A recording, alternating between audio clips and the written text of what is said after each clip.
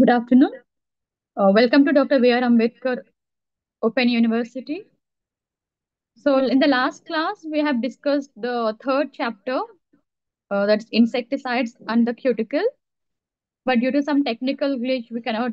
Uh, I am taking the class, but still, I have seen that the complete class has not been on the YouTube. So, again, today we will discuss about the insecticide and the cuticle, and also the effect of insecticides on the nervous system. So let me share the class.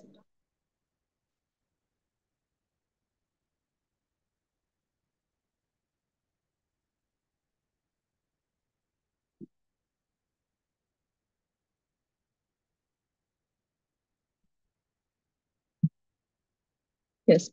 So this is the third unit. We have completed the 2 units earlier classes in the earlier classes. So today we'll be dealing with the insecticides and the cuticle. We spoke about the cuticle. What are the different layers that are present and what is its function? So now the primary objective is to learn the structure of the insect cuticle, its formation and degradation, and penetration of insecticide into the insect body, and effect of various physical and chemical agents on the cuticle today. And cuticle, it provides a skeleton support and serves as a barrier that protects the insects from the potentially very harmful environment. Yet it is subjected to attack by a variety of substances. Therefore, it is called as it is the most vulnerable organ, the system. So we have seen the chitin. The chitin is the most important component on the cuticle that is present on the mosquito or the insects. So we have also gone through the biosynthesis of the pathway of the chitin, like how it undergoes. So we have seen this part in the earlier classes. So I'm just showing you the gist. And coming to the functions of the chitin in the insect cuticle, so it helps in the structural integrity, it protects and it supports growth and movement. Okay, so chitin provides insect cuticle with its structural rigidity and strength. So the body and the will get protected against physical damage, and the chitinous exoskeleton protects the insect from environmental threats, including predators, pathogens, and mechanical damage as well. And chitin also enables the exoskeleton to maintain its shape while allowing for movement at joints where the cuticle is thinner or more flexible. So coming to the lipids in the cuticle. So apart from chitin and other proteins, there are also lipids present in the cuticle, and they play a very prominent role in its composition, particularly in forming the waxed layer that helps prevent water loss, and it also serves as a barrier against pathogens. And lipids are present in the outermost layer of the insect cuticle, which is called epicuticle. Coming to hardening of the insect cuticle, so primarily driven by the biochemical process of sclerotization, which will lead to the hardness of the outer surface of the insect, which involves the oxidation of catechol like dopamine into quinones. And these reactive quinones, what they do, they cross-link cuticular proteins forming sclerotin, a hard and insoluble protein matrix that provides structural integrity, protection, and coloration of the insect's exoskeleton. Quinones are a group of organic compounds within benzene ring containing two carbonyl groups, and they are electron-accepting molecules, means they can undergo reversible reduction and oxidation. That is, they accept electrons to form hydroquinone or donate electrons to form more oxidizable forms. So the process is facilitated by enzyme like phenol oxidase, which oxidizes the catechols and results in tough and durable cuticle that helps insects survive in various other environments as well. So this process, the hardening takes place via the quinone tanning. It's a biochemical process responsible for the hardness of the insects of the cuticle, and it involves the cross-linking of proteins in the cuticle through the formation of covalent bonds with quinone compounds. And this process results in the formation of a rich, stable, durable material known as sclerotin, which imparts strength and waterproofing to the exoskeleton. This is the this is how sclerotization takes place. The tyrosine molecule, it gets transformed to dopa, which further transformed to dopamine and N-acetyl dopamine, and later this forms acetyl dopamine, quinine, and protein complex. So malting Malting, this all takes place in the process of malting here. Malting is nothing but a process by which organism sheds its old skeleton, I mean exoskeleton, which is its covering, for increase the size of arthropods or life cycle transition. So in order for an insect to grow in size and to undergo further cyclic translations in further life stages, if the insect has to grow, then the molting has to happen. The outer covering of the insect has to be degraded or removed, forming a new outer covering. So that is a process called molting, and it usually happens in arthropods. And that is a important process of crustacean development during which sclerotization and shell hardening occurs. So hypodermal cells underlying the cuticle secrete cuticular proteins into a subcuticular space. So during sclerotization, the phenolic amino acid tyrosine is converted to quinones and their derivatives, which are then oxidized by phenol oxidase. It's a copper containing enzyme to become highly reactive intermediates. So this acts like this, phenol oxidase. So these intermediates, they cross-link with histidyl residues of cuticular proteins and chitin, which further hardens the exoskeleton. So for every tyrosine incorporated, you get 4 protein molecules bound. This process is inhibited when phenol oxidase is irreversibly deactivated by phenylthiourea, which is a copochelating agent. So earlier what we have seen, the same we see here. So tyrosine converts to dopa, which further leads to N-acetyl dopamine. If N-acetyl dopamine is formed, then sclerotin is formed, which is a colorless pigment.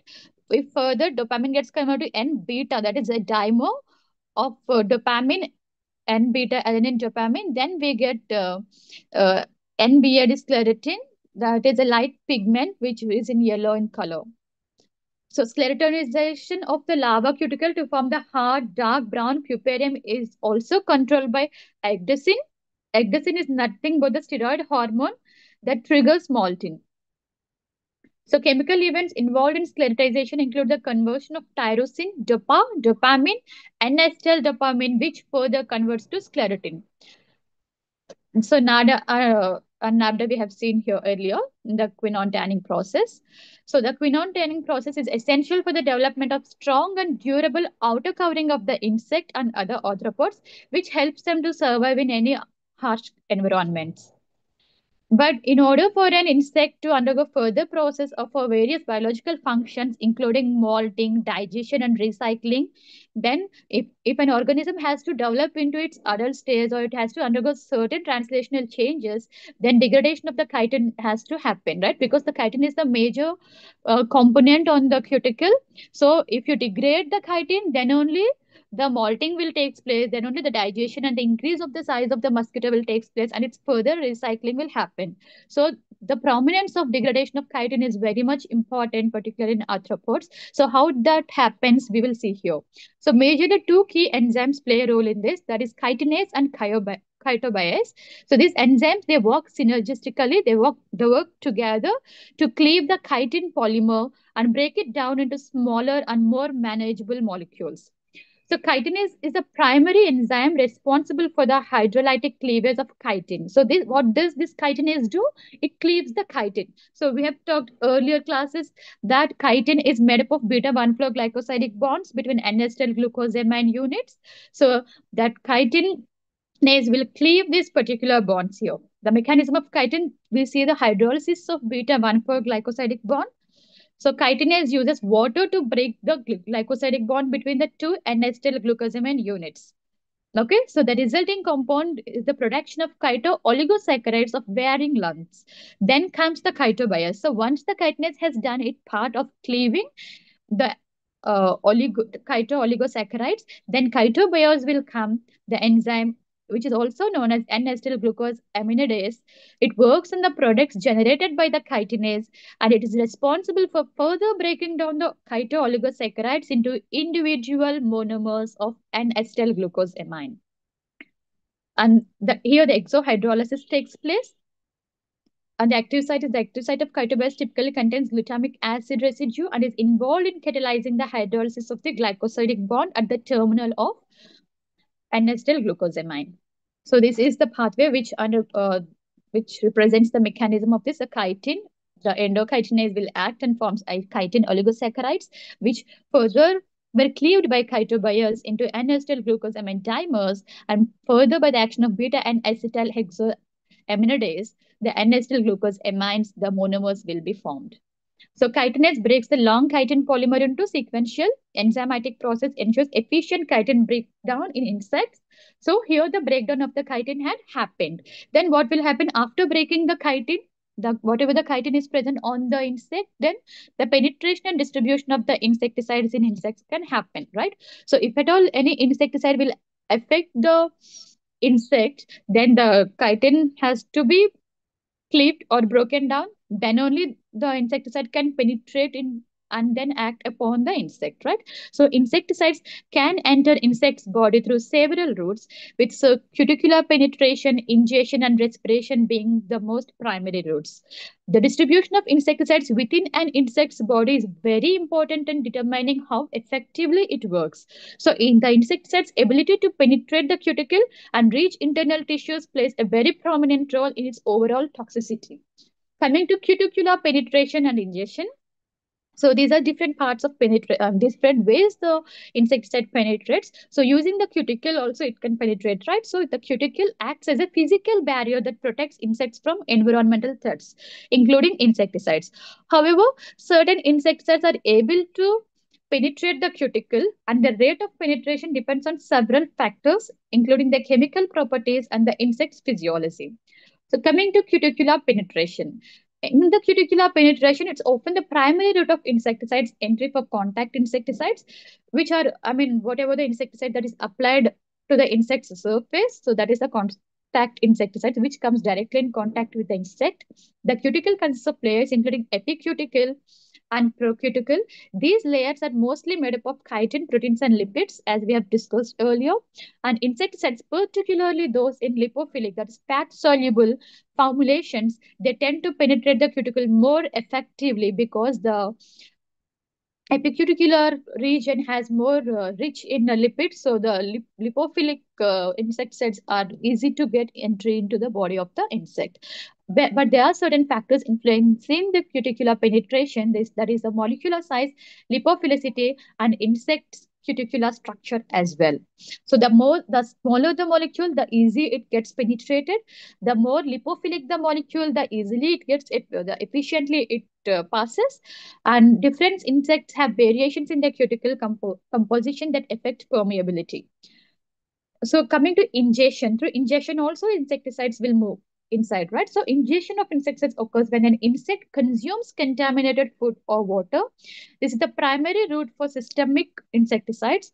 So once the ingested or the insecticide moves through the digestive system and into the hemolymph, that is the blood of the insect, then where it can spread, it has the ability to spread throughout the body, because it is not like in the humans, it is generally the blood flows within the blood veins, but it is not the case in mosquitoes because it has an open circulatory system. So whichever insecticide comes in contact with the hemolymph, it has access to the other organs of the body as well, because there is no particular differentiation in insects than mammals or humans, right? So factors influencing ingestions are feeding behavior and systemic properties. Coming to feeding behavior, insects that consume more plant material or organic matter are more likely to ingest these insecticides because we spray on the plant material, right? And the plant has the tendency to take up the insecticide. So whenever the insect goes and have food on the plants, then it has the chances of getting that insecticides directly into its body. And systemic properties. Some insecticides are designed to be systemic, meaning they are absorbed into the insect's tissue after ingestion and move throughout the body to affect internal targets as well. So there are like two theories that are involved here. That is lateral transport theory and hemophil theory. So lateral transport theory refers to the movement of the insecticide across the cuticle into the insect's body, where they are transported into the hemolymph. And here comes the KT50 value, that is a key measure used to describe how quickly an insecticide is absorbed and reaches its toxic action. What is K50 value? It represents the time it takes for 50% of the insecticide to penetrate through the insect cuticle and begin to produce toxic effects. K50 is measured in minutes or hours depending on the insecticide's penetration rate. The lower the KT50 value, the faster the penetration rate it is. So, in the case of German cockroach, an insecticide with a low KT50 value would penetrate the cuticle rapidly, causing quick toxic effect. Pyrethroids, for example, pyrethroids are known to act rapidly and might have low KT50 value in cockroaches, meaning they can kill the insect quickly upon exposure. It's like an acute exposure. Okay. So coming to the hemolymph transport theory. So once an insecticide has penetrated the cuticle, either through cuticular penetration or ingestion, it enters the hemolymph where it is distributed to various tissues. The hemolymph acts as the insect's circulatory fluid and is critical for the distribution of the toxic substances. The hemolymph carries the insecticides to internal organs and target cells like the nervous system or other metabolic systems, which can lead to toxicity. Ingestion or cuticular absorption of insecticides leads to systemic distribution via the hemolymph. So the concentration gradient and diffusion process help the insecticide to move from the point of entry to its final target site. So LD50, the lethal dose required to kill 50% of the insect population exposed to the insect, and LD90 is the lethal dose required to kill 90% of the population, and LD95 is the lethal dose required to kill 95% of the population, which we see in the hemolymph here. So these values are very much important in determining the toxicity of insecticides and understanding the dose-response relationship. So certain examples like diazoxone is an organophosphate. It is a systemic insecticide and the toxicity has been measured using LD90 value in cockroaches, which may range in micrograms or milligrams depending upon the species. And another example is pyrethrin, a natural insecticide derived from the flower chrysanthemum, is also highly toxic to insects like cockroaches. The LD95 value of pyrethrin 1 can be calculated to estimate the dose required to kill 95% of the population is often measured in mg per kg or parts per million.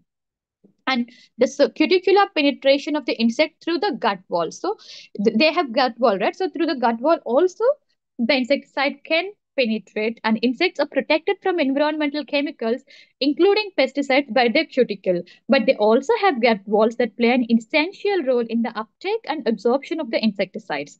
So understanding the mechanism of cuticular penetration and intestinal absorption of insecticides can help in designing more effective pest control strategies.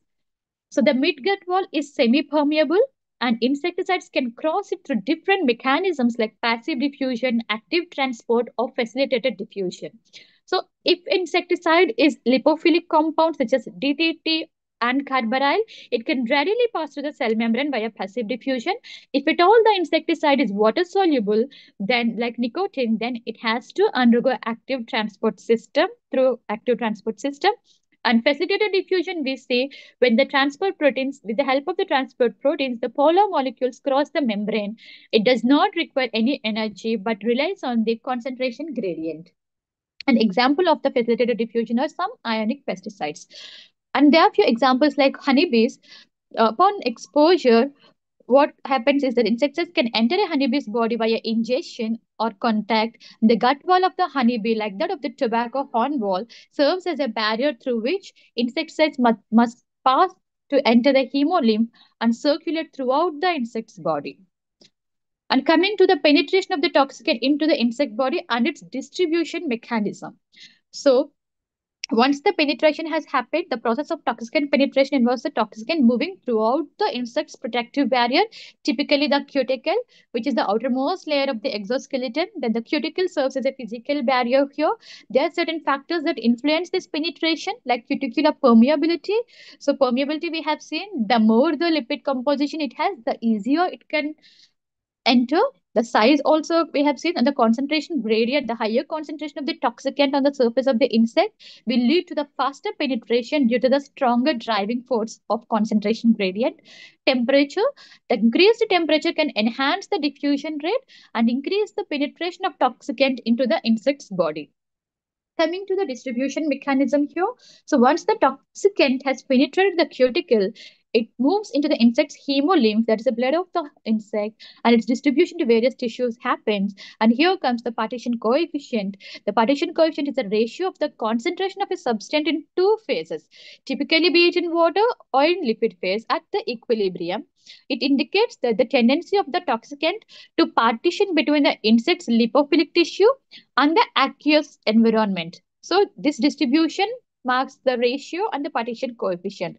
The toxicant with high partition coefficient tend to accumulate in fat reserves, while those with low partition coefficient, they remain in the hemolymph or target tissues. And permeability of internal membrane. So once in the hemolymph, in the blood of the insect, the toxicant has to cross various cell membranes to reach the target tissue. So the permeability of these membranes also affect how the toxicant distributes in the body. Biotransformation, some toxicants undergo metabolic transformations by the enzymes in the insect's tissue, which can either detoxify the substance or create more toxic metabolites. Another thing is parabolic relationship between partition coefficient and penetration. So together, how they do is also important here. So the lower the partition coefficient is, because it is too hydrophilic, meaning it does not dissolve well in the lipophilic cuticle or circular membrane, so it may not penetrate efficiently. High partition coefficient means may accumulate in fat tissues, but it may be difficult moving through the cuticle or reaching the target tissue due to high lipophilicity. Intermediate partition coefficient is a toxicant tends to penetrate the cuticle efficiently and also distribute well in various tissues, and this often results in optimal bioavailability and toxicity. There's a relation between partition coefficient and penetration often forms a parabolic curve, with penetration being efficient at intermediate values of the partition coefficient. There are certain factors determining the cuticular penetration rates. Next, solvent or carrier properties. Solvent or the carrier, physicochemical properties of the toxicant, and the properties of the cuticle itself. Coming to the solvent, so how they will determine the cuticular penetrations, the medium used to deliver the toxicants. So whatever the medium we use to deliver the toxicant that we have to give to the insect, that also plays a crucial role here, because the solubility in solvents also has a critical role here. Like toxicants are often dissolved in solvents or carriers like acetone or ethanol. And their delivery happens. So solvents that mimic the properties of the insect cuticle, such as lipophilic solvents, help the toxicant to dissolve and penetrate more easily. For example, dimethyl sulfoxide (DMS) is commonly used solvent that increases the penetration of a variety of toxicants, including pesticides, by reducing the surface tension and facilitating their movement through the cuticle. Example, organic solvents like acetone or ethanol can sometimes help to solvate toxicants, enhancing their ability to penetrate hydrophobic cuticles, but excessive use can also damage the cuticle and increase permeability temporarily. Carrier systems, carriers can enhance the delivery of toxicants to the insect's body. Example, liposomes and nanoemulsions are examples of the carriers. Coming to the physicochemical properties of the toxicant, the ability of a toxicant to penetrate the cuticle largely depends on its physicochemical properties like its molecular size. For example, the permethrin, which is a small molecule, a commonly used insecticides, penetrates insect's cuticle relatively easily compared to the larger molecules. Its lipophilicity and partition coefficient that we have talked earlier. Example, DDT, a pesticide, is lipophilic and can accumulate in the fat reserves of insects, increasing its overall toxicity. Polarity. Polarity of a toxicant also determines how well it interacts with the cuticular lipids. So hydrophobic or lipophilic, so this all matters, right? So malathion is the example. An organophosphate insecticide is relatively more hydrophilic and may not penetrate as effectively as more lipophilic insecticides. Volatility. Highly volatile toxicants may have difficulty in penetrating through the cuticle because they can evaporate before reaching the insect's body. However, some volatile substances can reach insects through the respiratory openings, especially when applied in higher concentrations. Example, cypermethrin. A synthetic pyrethroid insecticide has low volatility, so therefore stays on the surface of the insect cuticle long enough to be absorbed. and properties of the cuticle as a barrier. So its thickness, its cuticular composition also matters here. For example, beetles like the Colorado potato beetle have relatively thick cuticles that make them less susceptible to certain insecticides. And the cuticle of diphtherian flies like house flies has a relatively higher proportion of hydrocarbons, which are more easily permeable to lipophilic compounds compared to the other insect species. Hydration, a hydrated cuticle is often more permeable than a dehydrated one. Example, aphids have relatively thin hydrated cuticles that makes them more susceptible to certain insecticides such as neonicotinoids. These are the synthetics of the nicotinoids, synthetic compounds similar to nicotinoids. Chitin and protein content also plays major role here. Example, chitinase producing insecticides such as some biopesticides target the insect's cuticle by breaking down the chitin structure, thus increasing susceptible to toxicants. Cuticular wax, the wax coating on the surface of the insect cuticle can be a significant barrier to penetration. It's designed to prevent water loss and shield the insect from environmental stresses. So wax layer can block the entry of water soluble and even some lipophilic substances as well. Examples like mosquitoes have thick, waxy layers that help prevent water loss, which can reduce the penetration of some aqueous based insecticides. And presence of pores and setae. Some insects possess pores on setae on their cuticle, which can allow for greater penetration of the toxicants. Example, mosquito larvae. Penetration and distribution in relation to selectivity. So, penetration and distribution of insecticides in insects and mammals can vary significantly due to difference in physiological, biochemical, and anatomical characteristics. So, these differences contribute to the selectivity of the insecticides, meaning one insect cannot work similarly in different sets of insects, right? In different species of insects. So, they are very much specific to are they selective to each insect, so meaning they may be more toxic to some insects but may not be equally toxic to other insects. So difference in toxicity between insects and mammals. So how the toxicity differs from mammals to insects, we will see here. So difference in biochemical pathways, definitely insects and mammals are a bit more complex. So they have different biochemical pathways. The physiological characteristics will be different, which contributes to the selective susceptible to insecticides. Metabolism and detoxification of the enzymes is also quite different because insects and mammals have different levels and types of enzymes involved in the metabolism and detoxification. Insects typically possess a variety of CYPs like cytochrome P50 enzymes, P450 enzymes, esterases, and glutathione S transferase that are involved in the detoxification of xenobiotics. So these enzymes can break down insecticides and render them less toxic or more water soluble for excretion. Mammals also have detoxifying enzymes, but their systems may not be as effective against certain insecticides, or they may metabolize insecticides into more toxic metabolites. Examples, some organophosphate insecticides like chlorpyrifos target acetylcholinesterase in insects, disrupting the nerve function in insects.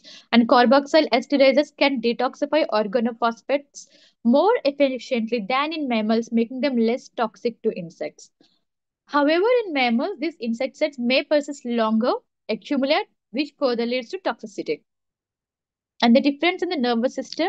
Insects and mammals have difference in the structural functions of the nervous system. Example, pyrethroids, which target sodium channels in nerves, tend to be more toxic to insects than the mammals. And selectivity is insecticides beta toxins, so Bacillus thuringiensis toxins specifically target insect gut cells by binding to receptors that are which are not present in the mammals, making these toxins highly selective to only insects. And differential absorption from the gut also, there is difference in insects and mammals. The gut pH varies. The pH of the gut in insects differs from that of the mammals. Example, like insects like cockroaches have an alkaline gut, which may alter the absorption of certain insecticides, such as those that are more effective in acidic conditions. On the other hand, mammals have a more acidic stomach, which influences how certain insecticides are to be absorbed. Gut permeability also differs. Size and surface area of the gut also differs. And differential storage in fat tissues, like the way insecticides are distributed and stored in fat tissues, can also differ between insects, and mammals. This play a role in selectivity of the insecticides. So, fat distribution, insects often store lipophilic or fat soluble toxicants in fat tissues, whereas mammals may have different fat storage systems or excrete lipophilic chemicals more efficiently. Example, DDT is highly lipophilic and tend to accumulate in the fat of insects, causing long-term effects. In mammals, however, DDT can also accumulate in the fatty tissues, but is often metabolized and excreted more rapidly compared to that of the insects. On fat storage in insects, some insects such as beetles and cockroaches have a large amount of body fat, which can serve as a storage site for lipophilic insecticides, potentially reducing immediate toxicity but leading to long-term chronic effects. Example, Colorado potato beetle. Mechanism contributing to selectivity. So, what leads to the selectivity is its cuticular structure. The insect's cuticle is made up of a chitin and proteins which can block or facilitate penetration of the toxicants. Mammals, on the other hand, have a skin structure that includes a thicker epidermis and more complex barrier systems.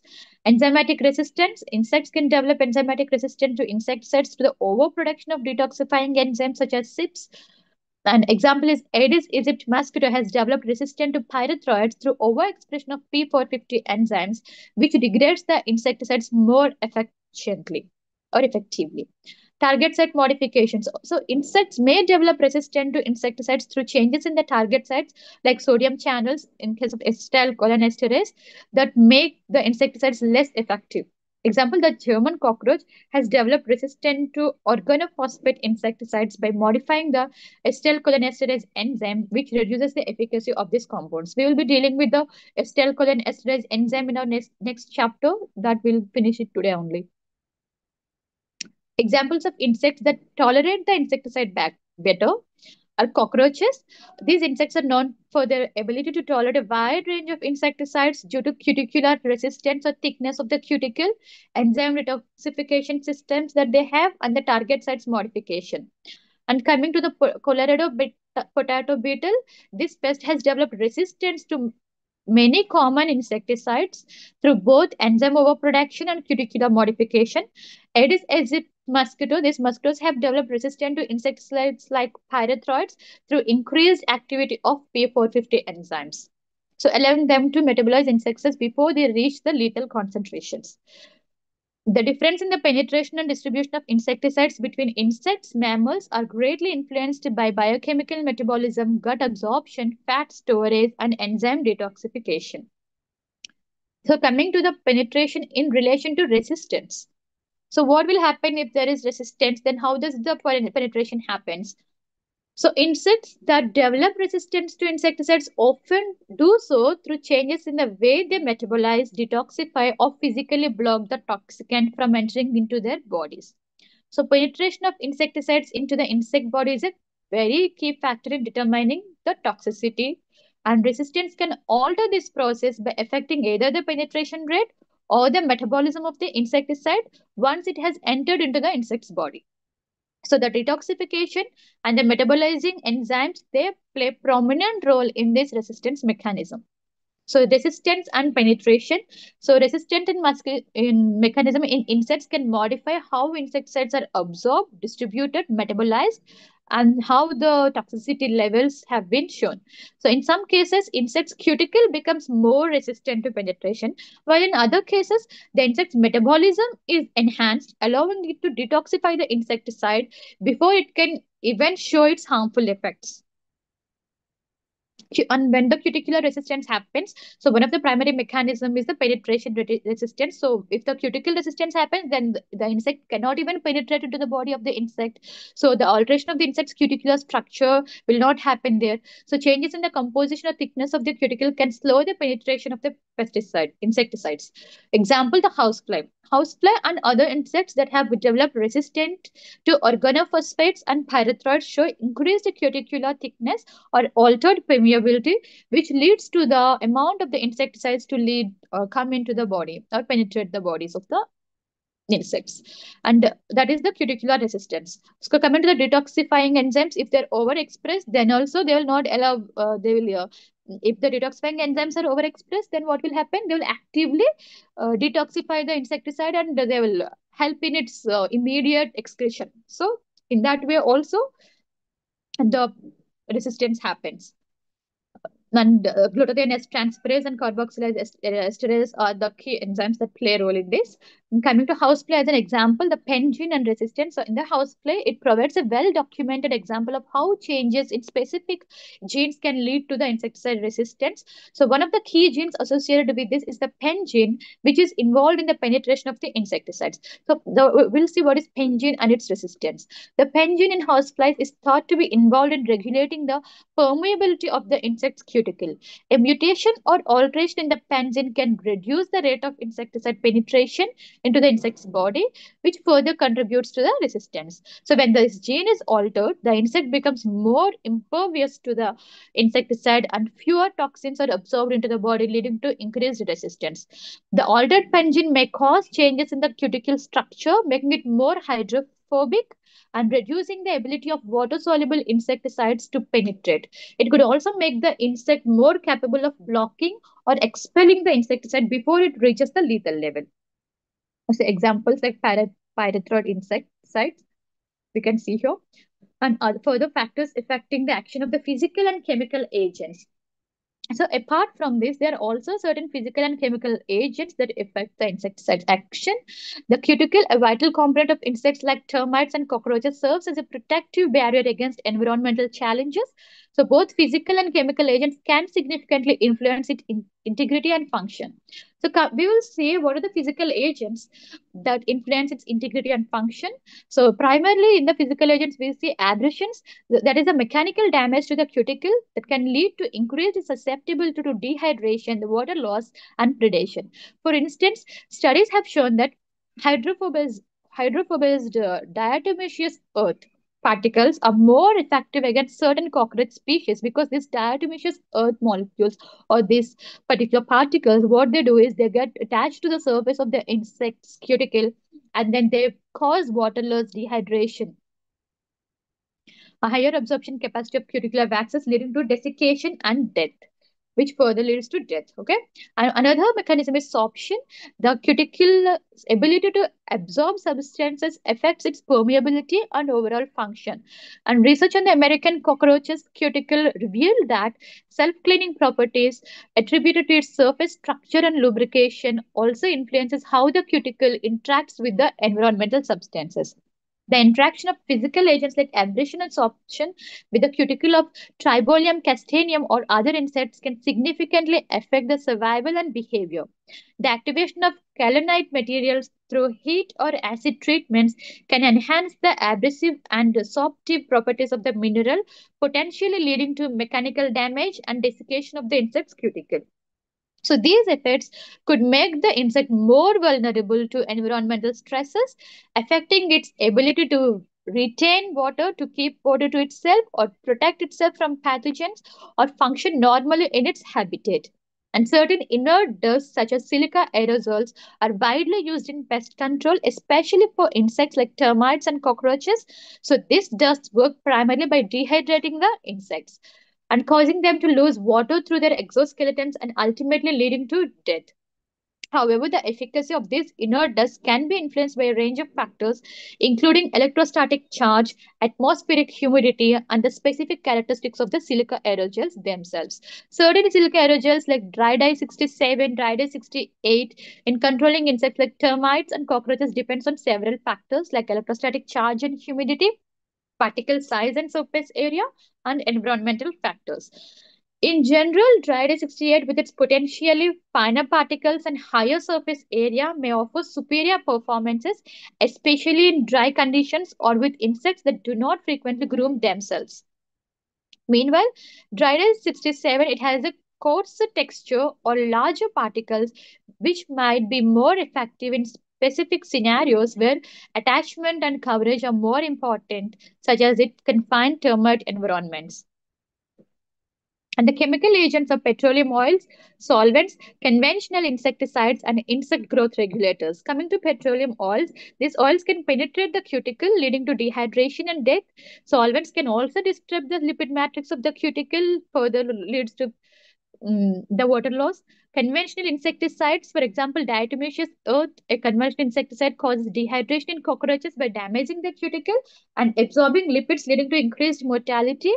Insect growth regulators like juvenile hormones and ecdysteroids. The juvenile hormone analogs such as methoprene, they prevent insect from reaching their reproductive maturity or becoming adult, while ecdysine mimics like terbinafine causes premature molting. These agents can affect cuticle formation during development, leading to malformed or non-functional exoskeletons. So, understanding these interactions is crucial for developing effective pest management strategies and assessing potential environmental impacts. And these are certain comparisons of the chemical agents which we have spoke just now. The petroleum oils, which will affect aphids, scale insects, and mites, and their mechanism of action, solvents on various insect pests, organophosphates on cockroaches and mosquitoes, pyrethroids on cockroaches, fleas, and mosquitoes, and juvenile hormones and ectosin mimics as well. So the chemical agents, so they by disrupting the molting process leads to the malformed or ineffective cuticles and eventually leads to death. Coming to chitin synthesis inhibitors. So chitin synthesis inhibitors, these chemicals they block the synthesis of chitin. So, other than doing all this, there are also certain chitin synthesis inhibitors which will not allow the chitin to be synthesized. So, they are like diflubenzuron. It's likely targets multiple stages of chitin metabolism and successfully disrupts chitin synthesis and cabbage white butterfly. The larvae will not grow and causes growth inhibition and death. Aromatic L-amino acid decarboxylase inhibitors are also one kind of chitin synthase inhibitors. These inhibitors they affect the neurotransmitters production in insects, which can indirectly disrupt molting and other physiological processes, which are very much important in arthropods. So this enzyme is crucial for insect nervous system function, but is not directly involved in chitin synthesis. And coming to plumbago capensis compounds, they are naturally occurring compounds from the roots of a tropical medicinal shrub. And the chitin synthase inhibitor, it's a chitin synthase inhibitor which reduces the growth in Lepidopteran larvae by Lepidoptera is nothing but butterfly species, and butterfly is so interfering with chitin biosynthesis. The one of the studies has shown that 29% reduction in larva growth at a concentration of 0.3 millimolar indicated the potential for biological pest control in Lepidopteran larvae. And coming to conclusion, the chitin synthesis inhibitors offers a promising strategy for insect pest control, particularly in species like Lepidoptera, butterflies, and moths, which are significant agriculture pests. And these inhibitors, whether synthetically or naturally occurring, they disrupt the production of the insect cuticle, leading to the developmental issues and death. So, with this, we have studied the cuticle and the insecticide's action on the cuticle, which we thought of finishing it in our earlier classes, but due to some technical glitch, we are not able to finish. So, we are done with the third chapter. So, we will see the fourth chapter, which is like effects of insecticides on the nervous system. So, we know that certain insecticides they affect the nervous system, right? They are neurotoxic. So, we have been seeing and talking about the neurotoxic pesticides or insecticides in our earlier classes, and we happen to see now it also. So we will see how these insecticides affect the nervous system. So in order to know how this if insecticides affect the nervous system, we will learn the neurobiology of the insect neurons. First, we will see the neurobiology of the insects and how what is the mechanism that is going on there, the structure, the action potentials, and graded potentials that are involved in it, and then how these insecticides they affect different receptors. Okay, so introduction cell insects have a well-developed nervous system consisting of two main components, the central nervous system and the peripheral nervous system. So both systems rely on specialized neurons to process and transmit the information. The central nervous system, you tend to see the brain and the ventral nerve cord, which will process the information and coordinates the responses.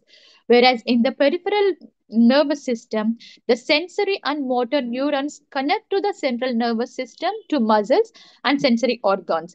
So basically, in the peripheral nervous system, the nerve bundles are surrounded by a protective sheath like perineurium and neural lamella.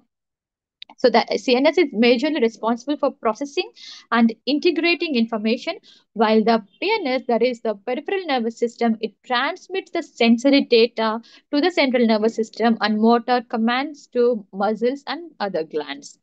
So coming to the neuron structure in insects. So we know insecticides, they affect the neuron structure, thereby leading to their death. So what is there in the neuron structure? What is it? So insect neurons share common features with neurons in other animals, but what is specifically different from other animals is that they can vary depending on the type and function of the neuron. The basic components of the insect neurons are cell body, where you can see here the cell body in the center, blue one. The cell body, which is also known as soma, it contains the nucleus and other organelles. And dendrites are the extended body set. Whatever the branch-like things that you see from the soma, the axon, or the soma, the cell body, whatever the projections you see that are like dendrites, they carry the electrical signals towards the cell body. Axon is a long, so in the middle, the arrow part you see, that is an axon. It is a long, slender projection that transmits electrical signals away from the cell body. And the later ones are axon terminals. So axon terminals, they give the axon signals to the other nerve cell. Okay, so so basically all these nerve cells are interconnected. So axon terminals, these are the synaptic terminals. So these are the ends of the axon where the neuron communicates with other neurons. So all the neurons will be attached to one another and they communicate via the axon terminal. So one axon terminal will get attached to the soma, and then the other neurons axon terminal will get attached to the another soma of the other dendrites of the another neuron. So that is how they are like interconnected, and they transfer the information whenever there is certain impulse, or whenever they receive a signal, or whenever uh, any communication happens, then they immediately process. So that is how we do our daily activities. So when you see a hot surface, when you put your hand on the hot surface, you immediately take your hand back, right? So how does it happen? Because of the function of all these neurons. So what the so not only neurons, you say neurons, but there are also certain very important components that are present in the neuron, and that is what we are talking about here. That's axon terminals. So these are the ends of the axon where the neuron communicates with other neurons of the effector cells like muscle cells via synapses. So neuron transmitters are released here to transmit the signal. Myelin sheath in some insects, they were attracted by the myelin sheath, while not as prevalent as in vertebrates. Some insects, neurons are myelinated in the sense there is the presence of myelin sheath, and the myelin helps speed up the transmission of the electrical signal along the axon. So here you see action potential is the electrical signal traveling down the axon. Myelin sheath, the covering the axon of some neurons and help speed up the neural impulses. Terminal buttons from junctions with other cells and the dendrites from other neurons. So ganglionic organization in insects. Ganglia is the cluster of neuronal cell bodies along the ventral nerve cord. Insects have a decentralized nervous system with a brain and thoracic abdominal ganglia controlling the movement. The functions: localized processing of sensory and motor information, controlling behavior and reflexes are the certain functions of the ganglia. Here you can see thoracic ganglia and abdominal ganglia. And there you can see the brain. This is the diagrammatic representation of the insect nervous system. Urapel, you can see in between the dense network of axons and dendrites and synapses within the ganglia and the brain. You also see the neuropile. It's a site of synaptic transmission and integration of sensory and motor informations. Coming to insecticide resistance, so neurolamella and perineurium together, they contribute to the insecticide resistance by preventing the entry of harmful chemicals into the central nervous system. So this selective permeability mechanism helps protect insects from neurotoxic effects, making them more resilient to chemical treatments. So we will see how the synapses and synaptic cleft in insect happens. So what is the synapses here is the communication of the signal, whatever you receive, the junctions where two neurons communicate is called synapses. So the place where two neurons come meet and they communicate, that is a synapses. And particularly in insect, axon branches or neurites form the synapses, and transmitting signals between neurons, muscles, or glands happens through the synapses. So they are presynaptic terminal, postsynaptic membrane, and synaptic cleft. So presynaptic terminal is the end of the axon where neurotransmitters are stored in a synaptical vesicles, which we'll get to see in the next slide. Postsynaptic membrane is the membrane of the neuron or muscle receiving the signal. So in the basically in the presynaptic terminal, what will happen? You give the signal. So whatever the signal it receives, presynaptic terminal it gives, and postsynaptic membrane it receives. And synaptic cleft is nothing but the space between this presynaptic and the postsynaptic, the gap which is present like 5 to 25 nanometers between the presynaptic and postsynaptic membrane, that is called synaptic cleft, where the neurotransmitters diffuse across to convey the signals. Key points. So insects neuron do not form dendrites like vertebrate neurons. Instead, they primarily form synapses at the axon terminals or neurite branches. And synaptic vesicles in the presynaptic terminal releases neurotransmitters across the synaptic cleft, which is often filled with electron-dense materials. Axon-axonic junctions also contains electrolucent vesicles, which we will be able to see under the electron microscope. We also play a role in modulating neurotransmitter release similar to vertebrates' central nervous system. The subsynaptic reticulum supports the synaptic process, including neurotransmitter handling and calcium regulation. So the neurotransmitters in insects. So frequently found neurotransmitters and primarily are acetylcholines and amines. So these are the neurotransmitters in insects which transfer the signals.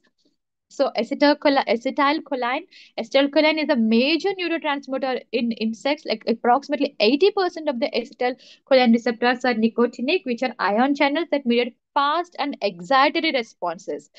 Okay, so insects have nicotinic and muscarine receptors for acetylcholine, of which 80% are nicotinic.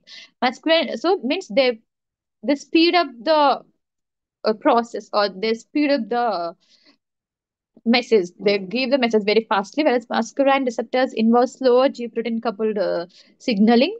And acetylcholine plays a crucial role in muscle contraction, heart rate regulation, and various other physiological processes. So you can see how important it is. And coming to amines, they are biogenic amines. And examples are like catecholamines. These include dopamine and noradrenaline, that is norepinephrine, which are involved in regulation of mood, behavior, and motor control. Catecholamines like dopamine, the major biogenic amine, and noradrenaline regulate mood, movement, and stress responses. The 5-hydroxytryptamine and octopamine influence behaviors like sleep, feeding, and aggression. So these are certain neurotransmitters that we see in the insects. Coming to membrane potential, so how the signals will be processed. So based on what gradients it processes, it depends on the membrane potentials that are present in the insects. So action potential, so basically every time the membrane potential will be in the resting phase, that is like minus 70 millivolts, which is considered as the resting phase of the potential. But whenever a certain impulse comes, then it will go into the action potential state in insect, following a similar step to other organisms like depolarization, repolarization, and hyperpolarization. So these are the different polarization things that happens inside these gradients, a membrane potential. So during the action potential, what will happen is the membrane potential temporarily becomes less active, less negative than the resting state, entering a steady state depolarized condition before returning to its resting potential. So neurotoxins, they block ion channels or interfere with neurotransmitter release, disrupting nerve impulse transmission and causing paralysis or loss of function. So the steps in the mechanism of action potential in insects are, like we have said, resting membrane potentials. So a neuron is at resting potential, typically around minus 70 millivolts in insects. And this resting potential is, the membrane potential itself is mainly maintained by sodium potassium pumps.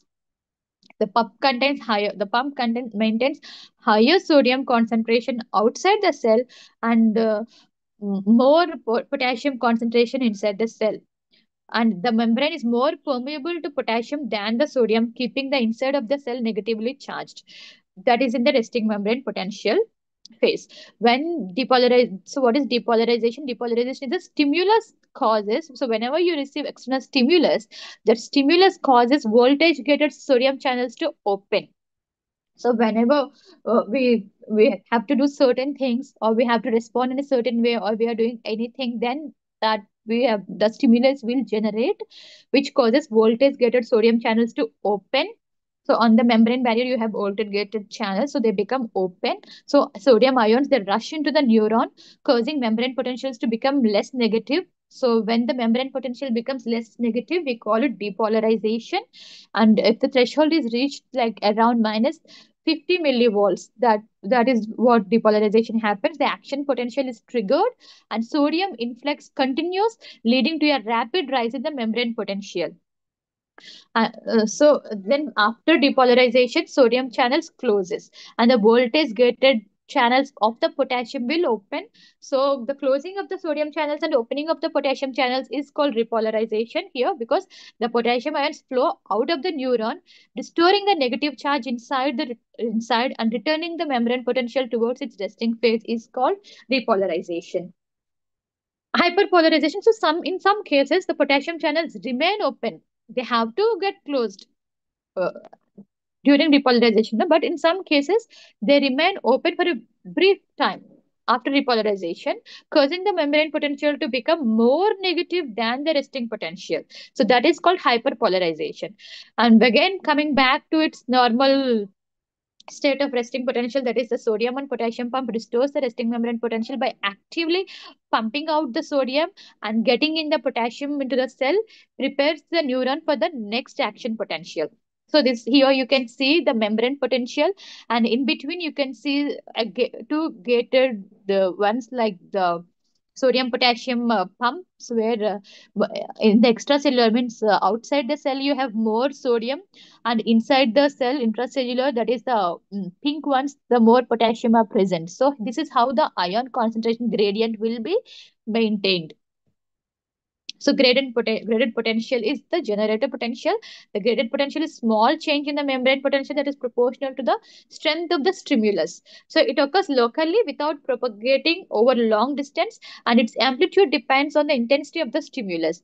And generally, the different types of gradient potentials occurs in sensory receptors, like mechanoreceptors respond to mechanical forces like pressure or stretch. Photoreceptors, they respond to light when the eyes see using rods and cones. Thermoreceptors means they can detect the temperature. Chemoreceptors are like they detect chemical changes. So in order for all these functions to happen, this kind of uh, graded potential is required. The mechanism is these sensory receptors convert an environmental stimulus, example light, pressure, whatever, into a graded potential. That if you see, if you on the light, if you see something in the light, then it has to go through the rods and cones, and then your eyes will respond, no, that is photoreceptor. So what happens, there is a graded potential, and its amplitude is proportional to the stimulus intensity.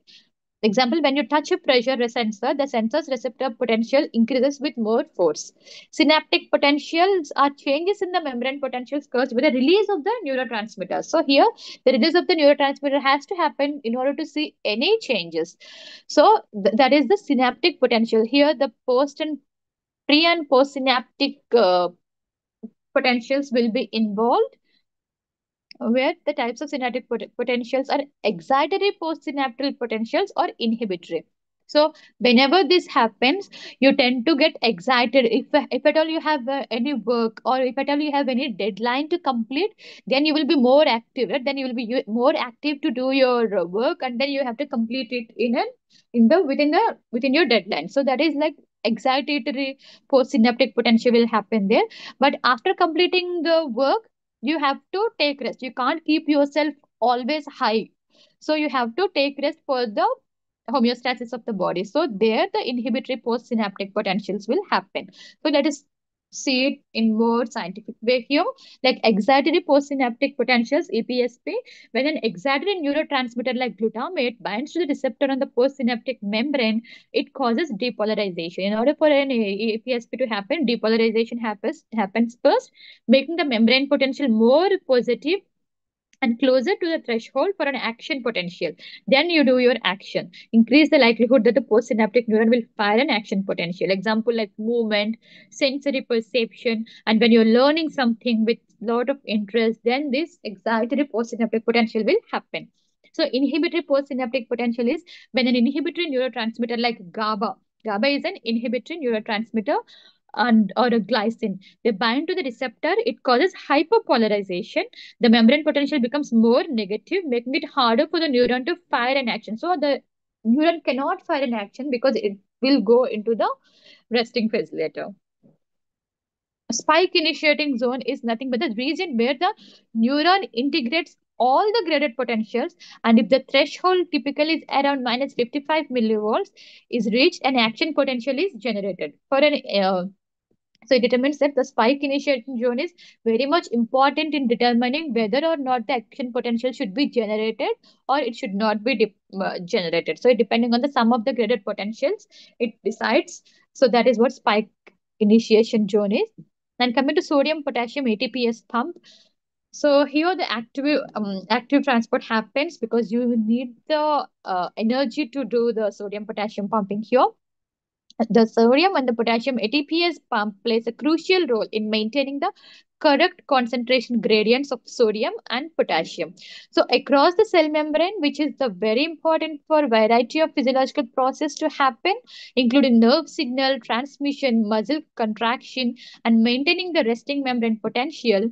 So what will happen here is in the active transport, through three sodium ions will come out of the cell and two potassium ions will go inside the cell. So if you give three sodium ions outside, then only you will be able to take two potassium ions inside. And this action will happen with the help of energy that is nothing but ATP. So here ATP is involved and sodium is going out and potassium is coming in. So it is a sodium potassium ATPase pump. It maintains the concentration gradient that is essential for cell function, which is very much needed in neurons. So here diffusion across the electrochemical gradient happens where ions move passively across the membrane along the concentration gradients, but this movement is influenced by both the concentration gradient and the electrical gradient. And another way of happening the movement of the signal can also happen via the diffusion of the ions, which happens through the help of gap junctions. So there are certain gap junctions present within the neurons in between them. So it provides a pathway for the diffusion of ions between adjacent cells, facilitating electrical communication between neurons and glial cells. ATP and active transport involves sodium potassium pump. So these are the different modes of generating chemical gradient, electrical gradient, uh, and how it happens. So these are like three different ways they can communicate. The neurons can communicate. So these processes are fundamental for maintaining homeostasis within the body, enabling the proper functioning of the nervous and muscle systems as well as other cell activities. The sodium and potassium ATPase pump, ionic channels, and voltage dependent channels form the foundation for the electrical properties of the cells, especially in excitable tissues like nerves and muscles. The sodium potassium pump actively maintains the necessary ionic gradients, while ion channels they allow for the movement of ions in response to electrochemical gradient and voltage channels changes. So together they ensure proper self-functioning.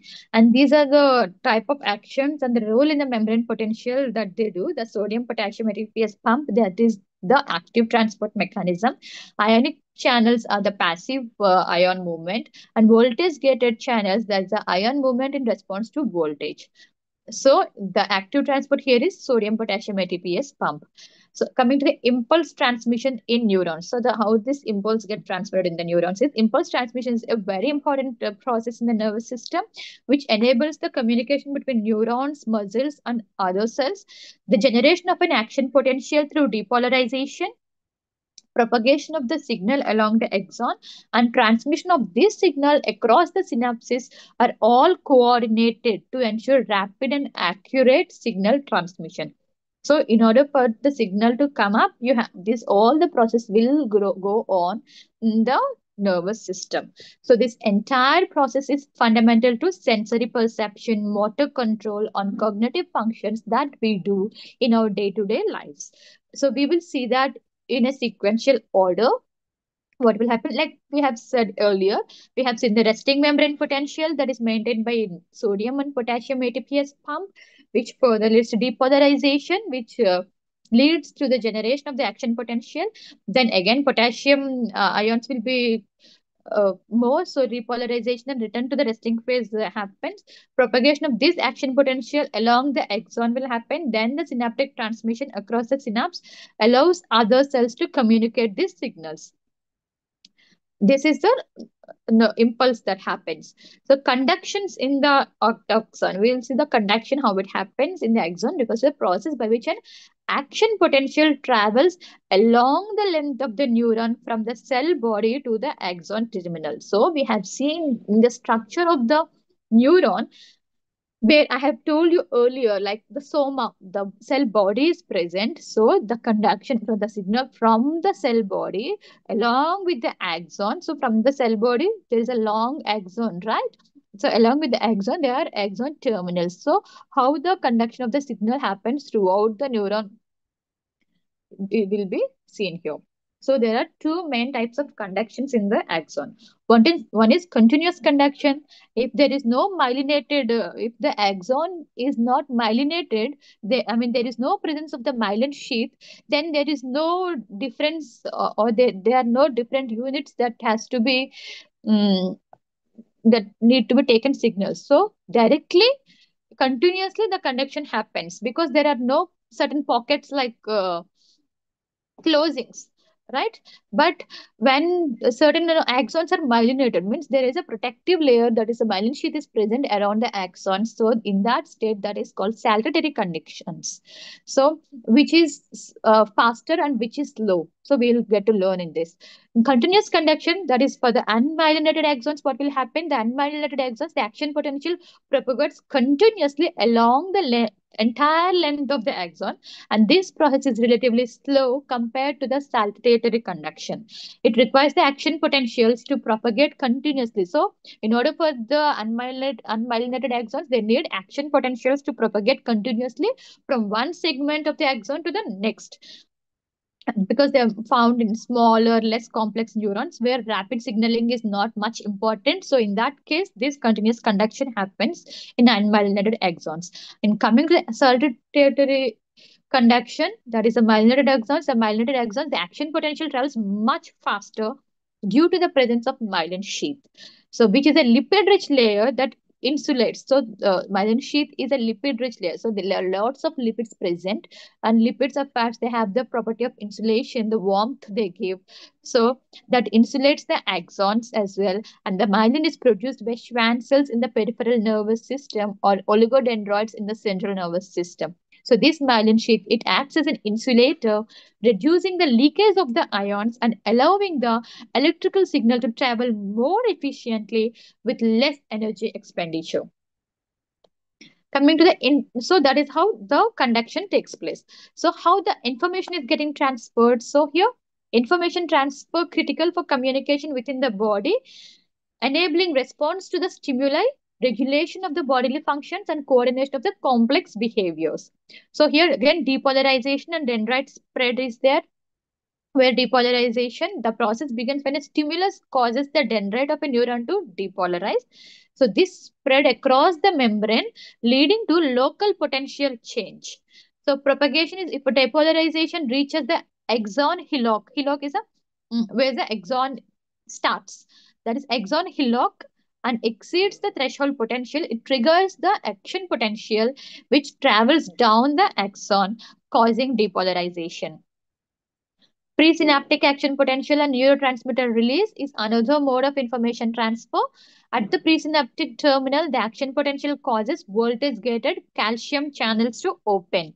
So here we can see the calcium channels being opened, and there is a flush rush of the calcium ions there. The influx of calcium ions is more, which stimulates the neurotransmitters to get released. So what are neurotransmitters, like we have studied earlier, like acetylcholine, glutamate. So these are the neurotransmitters from synaptic vesicles, which are present in the synaptic vesicles. They come down to the synaptic cleft. So what is synaptic cleft? We have studied earlier the small area, that is the gap that is present between presynaptic and postsynaptic uh, terminals are called the synaptic cleft. And postsynaptic response is, so after the neurotransmitter gets released, what it will do, whether it will excite or it will inhibit the action. Whether it will help you to do more action, or else you will take rest in that phase. Okay, that we have studied earlier. So the effects of insecticides on ionic channels. So how, so this does this all the postsynaptic response, everything has happened, the synaptic phase has happened. So what, how the insecticides will affect the ionic channels that contributes to the signals is that insecticides can affect the neural functions by interacting with various ion channels. So how the insecticide will affect the insect? By targeting different or interacting with different ion channels, particularly those involved in the generation and propagation of action potentials. So these ion channels include sodium and potassium and other ion channels that are very much important for proper transmission of electrical signals in both insects and humans. The primary target of the insecticide will be often voltage gated ion channels, because it controls the movement of ions across the cell membrane and ATPase pump that help maintain the ion gradient necessary for proper functioning. So insecticides that block the sodium and potassium channels, for example, are tetrodotoxin. TTX is a selectively blocks voltage-gated sodium channels by binding to the extracellular pore of the sodium channel. It prevents the influx of sodium ions, which inhibits the generation of action potential.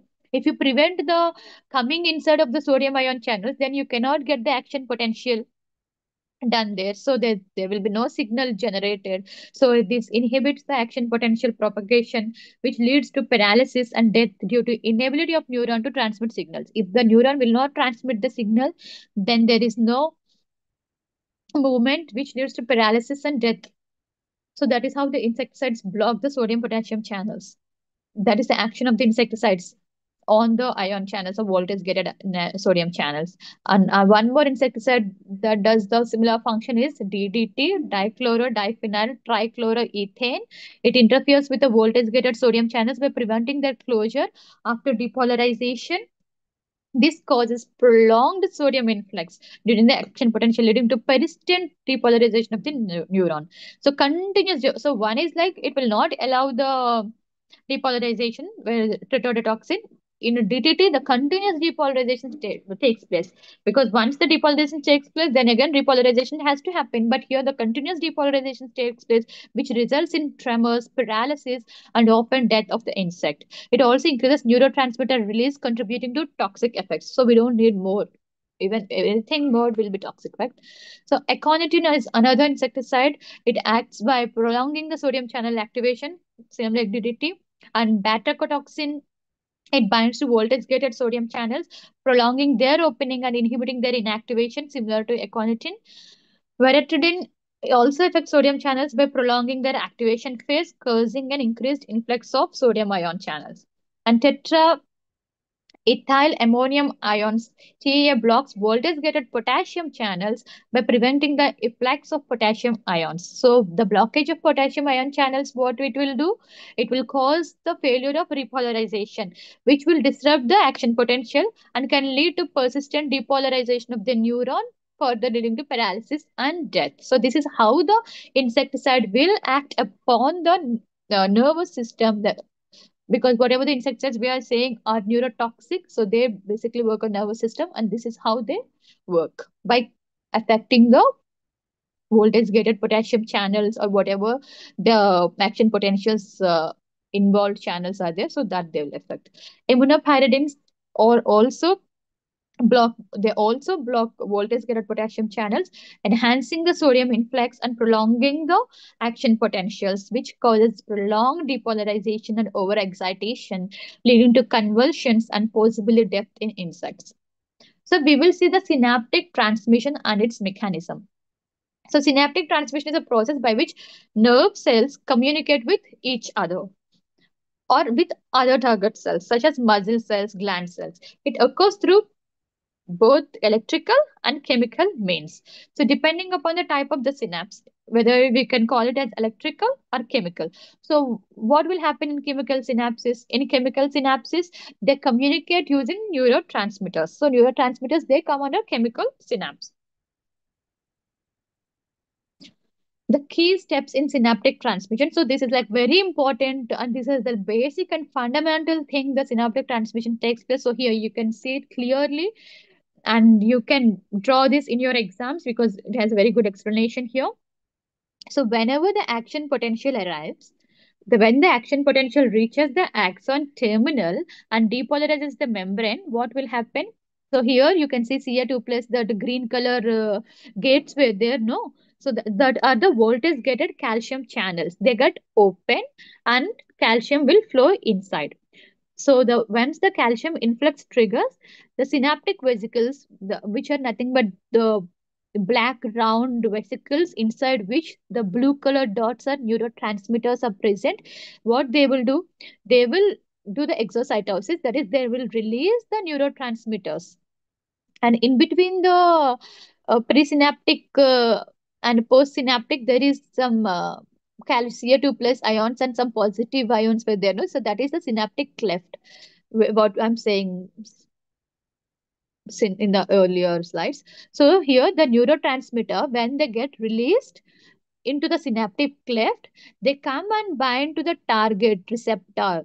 Receptor, what is the receptor here? The pink colored ones are there. No, here the blue ones are coming and getting attached to the pink ones. So that is like these neurotransmitters. They are coming and they are getting attached to the receptor, and then the further action takes place, like whether it's exciting excitatory thing happens or the inhibitory inhibition happens. It depends on the type of the neurotransmitter that has bound to that particular receptor. So it's better for you all to draw this diagram for better understanding in your exams. So this is like very much important. You can take this. And what it happens, like the same thing I've given down also, like you have seen the action potential reaches the presynaptic terminal, the influx of the calcium ions happens, the neurotransmitter releases into the synaptic cleft, and neurotransmitter will bind to the postsynaptic receptors. These receptors can be inotropic, means ligand gated ion channels, or metabotropic, that is G protein coupled receptors. And then postsynaptic response happens, whether it's inotropic receptor. If it is an inotropic receptor, what will happen? The neurotransmitter will bind to this receptor, the open ion channels, allowing ions to flow across the postsynaptic membrane. This can generate whether an excitatory postsynaptic potential or inhibitory postsynaptic potential.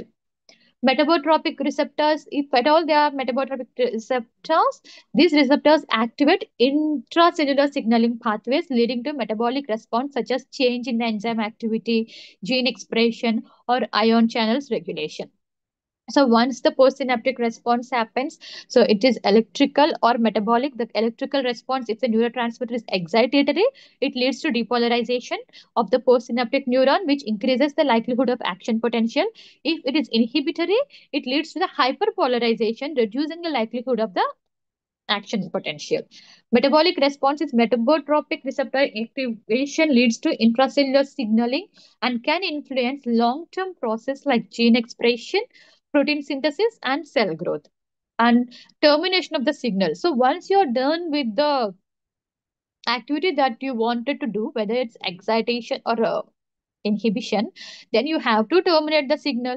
Otherwise, it will keep on producing which we don't want, which further leads to toxicity. So you have to terminate the signal. So how you will terminate the signal? So the neurotransmitter clearance has to happen here, and it happens in these ways, like reuptake into the presynaptic neurons. So it will be reuptake into the presynaptic neurons, or the enzymatic degradation happens. For example, acetylcholine is broken down by acetylcholinesterase, or diffusion away from the synaptic cleft will happen. So here you can see this process allows the nervous system to transmit information rapidly. So this is the signal termination. The synapse can only function effectively if there is some way to turn off the signal once it has been sent. So the termination of the signal lets the postsynaptic cell return to its normal resting potential, ready for the new signal to come in. So for the signal to end, the synaptic cleft must be cleared of the neurotransmitter. And there are few different ways to get this: by enzymatic degradation, reuptake by synaptic neuron, or by diffusion away from the synapses, like you can see in this image. So anything that interferes with the process that terminate the synaptic signal can have significant physiological effects.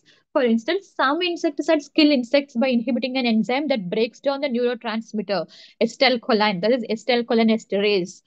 So some insecticides, what they do, they break down the acetylcholinesterase so that this neurotransmitters or acetylcholine will not be formed. So electrical synapses, yeah, we have talked earlier, like chemical synapses and electrical synapses will take place. So chemical synapses involves neurotransmitters in it. So what is electrical synapses? Then, so electrical synapses, unlike chemical synapses, there is a direct physical connection between the presynaptic neuron and the postsynaptic neuron. Here you don't see all the action potentials coming and all, but here the with the gap junctions, which whatever of the connections take the form of a channel called the gap junction, which allows current ions to flow directly from one cell to the another. And this is normal structure of the synapse. And coming to the presynaptic mechanisms, acetylcholine, in the sense of acetylcholine synthesis, how it is produced, that we will see. So we have seen the basic mechanism of presynaptic and postsynaptic mechanisms. So we will take consider an example of acetylcholine synthesis, the major neurotransmitter that is being used, and how it is getting synthesized and degraded. We'll see here. So in the neurotransmitter synthesized and released by the presynaptic neurons to transmit signals across the synapses, especially the neuromuscular junction and central nervous system. So here is a detailed breakdown. So the acetylcholine synthesis precursor is choline. The choline is a quaternary amine obtained from the diet that we take through eggs, liver, or anything through reuptake from the synaptic cleft as well. So we have talked about it, right? Like reuptake will also happen. So once the reuptake has happened, from that also you can take the precursor choline. And acetyl-CoA is a molecule derived from the pyruvate through cellular respiration in the mitochondria. So this is the general mechanism what will happen. So choline plus acetylcholine together form acetylcholine plus CoA in the presence of the enzyme acetylcholine esterase. So acetylcholine synthesis in presynaptic neurons happens where choline is transported to the presynaptic terminal. Acetyl-CoA is produced in the mitochondria. As you can see here, the mitochondria is drawn. And choline acetyl transferase synthesizes acetylcholine from choline and acetyl-CoA. And acetylcholine is stored in the synaptic vesicles, like how you have seen here. And then, upon the action potential, the acetylcholine is released into the synaptic cleft, and acetylcholinesterase breaks down acetylcholine, and choline is reuptaken into the presynaptic terminal. So this process ensures that acetylcholine is constantly synthesized, stored, and released in response to neural activity, playing very important role in neurotransmission, especially in muscle contraction and autonomic functions. Acetylcholine metabolism and insecticide interaction. So once the binding to the receptor and postsynaptic receptors leading to neurotransmission response has happened, inactivation takes place where the acetylcholine is broken down by acetylcholine esterase into choline and acetate. And insecticides like organophosphates and carbamates, they inhibit the acetylcholine esterase irreversibly, leading to prolonged acetylcholine activity and toxic effects. In case of organophosphates, they inhibit acetylcholinesterase irreversibly, means you cannot do anything back to it but to suffer the toxic effects. But while in carbamates, inhibit acetylcholine reversibly, causing temporary acetylcholine accumulation and reversible toxicity. If at all you'll clear it, then it can come back to its normal position. That is reversibility here. So this process highlights the importance of acetylcholinesterase in regulating neurotransmitter activity and how certain insecticides play. And here insecticides and cholesterol acetyltransferase inhibition we can see by isothiocyanotoethyl trimethyl ammonium iodide, which blocks the choline and acetylesterase activity. Melamides, which covalently bind and substitute of hydantoins as phenyl halothioacetates. So these are the insects that disrupt histological metabolism and neurotransmission, causing neuromuscular paralysis in insects. Insecticides and neurotransmitter release. It happens, for example, pyrethroids and DDT analogs. They disrupt the sodium ion channels in insect nerve cells. These insecticides prolong the activation of sodium channels, leading to persistent depolarization that we have seen here. And certain examples are 3,5-dimethyl oxetane, 4-aminopyridine, and dialdrin. And insecticides that cause acetylcholine receptors, insecticides and acetylcholine receptors are insecticides that act on acetylcholine receptors can disrupt normal neurotransmissions. Acetylcholine is a key neurotransmitter in both vertebrates. So nicotine and cartap are insecticides that act on the nicotinic acetylcholine receptor, causing depolarization block by promoting excessive depolarization. And neristoxin is one acts on the acetylcholine receptors. Coming to octopine receptors, formamidine pesticides as octopaminergic agonists, they act such as chlordiaform act as octopaminergic agonists, meaning they activate octopamine receptors. By doing so, they mimic the natural action of octopamine, which leads to stimulation of the insect's central nervous system. And another example is cordimiform. Cordimiform it acts on the tobacco hornworm. Another is diphenyl dimethyl methane, which is also an octopamine receptor. It acts on octopamine receptor in insects, notably the fireflies. And chlordiaform and decidium induces hormonal release in Locusta migratoria. This is an example. And octopamine receptors inhibition in Drosophila membrane fragments is also been studied here with the inhibited at low concentrations of specific compounds. This suggests that the action of the octopamine receptors can be modulated. Insecticides and GABA receptors. So, GABA receptors and gamma aminobutyric acid receptors are chloride ion channels that mediate the inhibited neurotransmission in the nervous system.